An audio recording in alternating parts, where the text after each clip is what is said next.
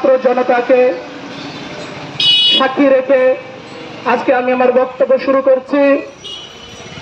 আজকে অত্যন্ত দুঃখ ভারাক্রান্ত মন নিয়ে আপনাদের সামনে হাজির হয়েছি।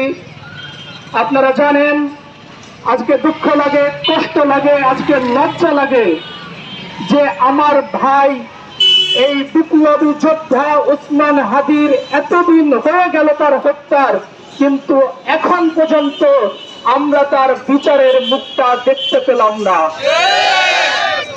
এর মতো লজ্জাজনক এই ইন্টারিমের জন্য আর কিছু হতে পারে?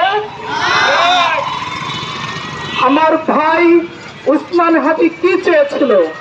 সে বলেছিল আমার জীবনের রিস্ক আছে, আমি যদি মারা যাই তোমরা বিচার নিয়ে ঘরে ফিরবে। কিন্তু আজকে কষ্ট লাগে যেই ইন্টারিম আজকে শহীদের রক্তের উপর দাঁড়িয়ে সরকার গঠন করেছিল 8 আগস্ট, তারা আমাদেরকে ইনশিওর করেছিল প্রতিটা জুলাই বিপ্লবীদের হত্যার বিচার করবে। তাদের হত্যার কোন বিচারের মুক্ত আমরা দেখতে পাইনি, বরং জুলাই বিপ্লবীদের টার্গেট করা হচ্ছে। তার ভিতরে অন্যতম একজন নায়ক হলো আমাদের বীর ওসমান হাদি।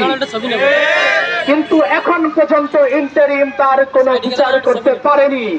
আমরা দেখতে পেলাম যে তার পরিবারকে সম্মানিত করার জন্য কয়েকদিন আগে আমেরিকায় একটা ভালো অফার দিয়েছে তার পরিবারকে।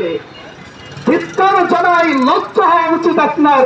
কতজনকে আপনি চাকরি দিয়ে মুখ বন্ধ করে রাখবেন? আজকে ঢাকা, চট্টগ্রাম, খুলনা, রাজশাহী, রংপুর, বরিশাল, ময়মনসিংহ, সিলেট সহ টেকনাফ থেকে তেতুলিয়া, রূপসা থেকে পাথুরিয়া, সুন্দরবন থেকে বান্দরবন, প্রত্যেকটা ইউনিটে তার পরিবার অবস্থান করছে। কতটা পরিবারকে আপনি চাকরি দিয়ে কিনতে চান? লজ্জা হওয়া উচিত।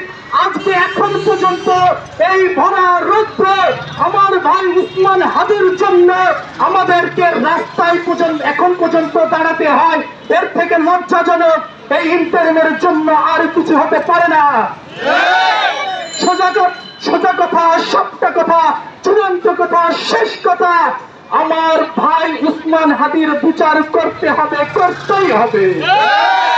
আমরা এই বিচার না দেখা পর্যন্ত ঘরে ফিরে যাব না ইনশাআল্লাহ। আমি আমার বক্তব্য এখানে শেষ